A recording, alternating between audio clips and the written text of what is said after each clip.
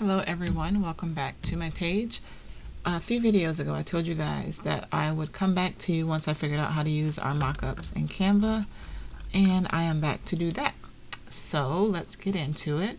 Full disclosure, I do have Canva Pro, so I'm going to have access to a few more images than you would have if you just were on the Canva Basic.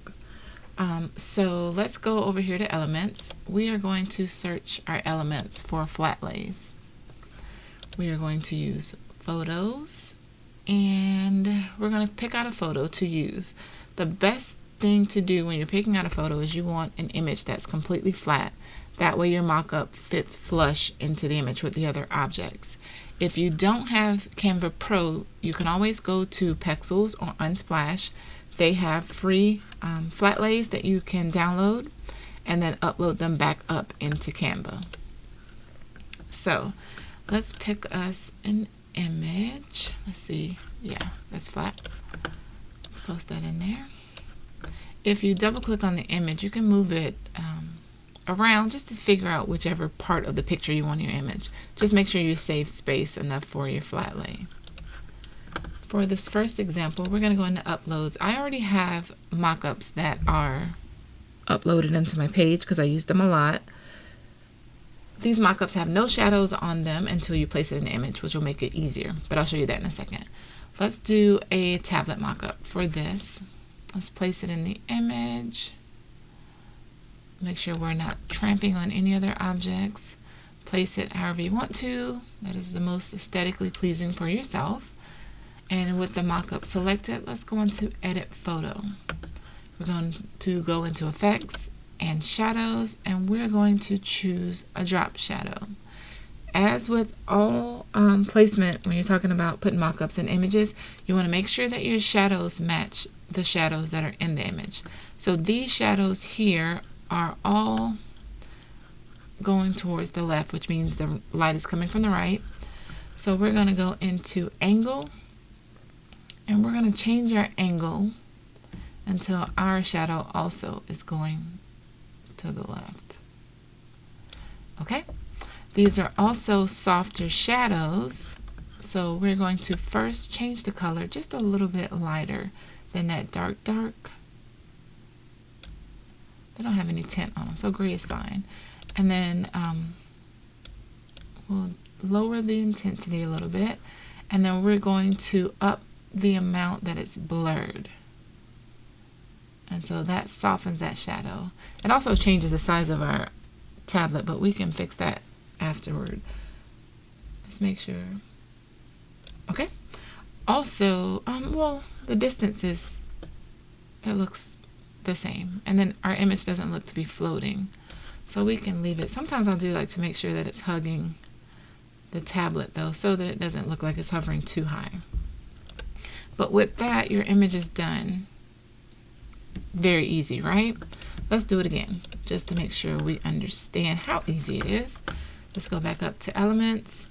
Let's pick us another image. Let's see. Don't do like me, guys, and get lost in the images, because I can be here for hours searching for images. And let's just find something super flat and easy. Let's see.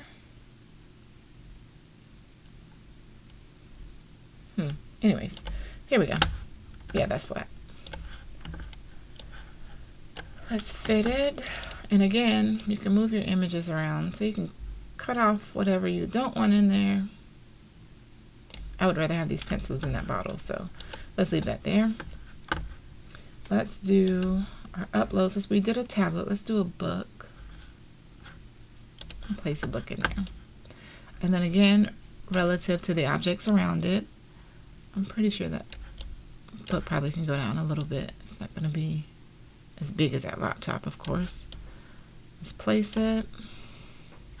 Let's go to Edit Photo, Effects, Shadows. We're going to do a drop shadow. The shadows here are very close to the object. They're a little soft, they're a little hard in places. Let's change the angle just a little bit. I feel like it's right, but you know, I'm just gonna move it just a little bit.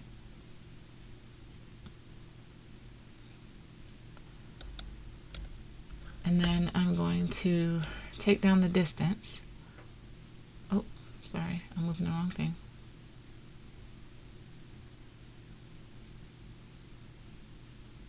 Let's see. Anyways, take down the distance, and you can see it flattening more to the image. That's good. I'm going to darken the intensity a little more too, because that shadow on that laptop is dark. And then done. See how easy that was? And then it looks like it's native. I don't know. It needs to be a little bit bigger maybe. Anyways, it looks native to the picture, or as close to native as we can get, right? So, it's done. We're going to go to share. We will download it as a JPEG so that it can go into other programs fairly easy. Once that's done, I'm going to show you guys how I prep my social media for the week as well. I go into buffer.com. It's free. There's some elements that you can pay for, but for what I need it for, free is good to go. I've scheduled everything that I want to go out for the week, and I always schedule it on Sundays so that it's just one less chore I have throughout the week, especially when I'm writing, because I tend to get lost when I'm writing. So I have it scheduled for a few days.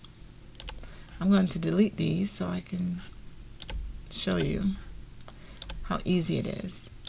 Buffer also has these little times that their algorithm has figured you'll get the most traffic, and so you can choose those if you want to, but I always just go to share, create a post, and I'll tell you why. Because in create a post, you can choose which of your social media platforms to post on. I'm going to choose Instagram. I'm going to choose one of the images that I downloaded earlier. It'll even show you a preview of what it looks like in Instagram. It's really nice. And then I also choose Facebook, but first I write, a little generic sort of good morning, and then I choose Facebook, and then that way the caption is in both.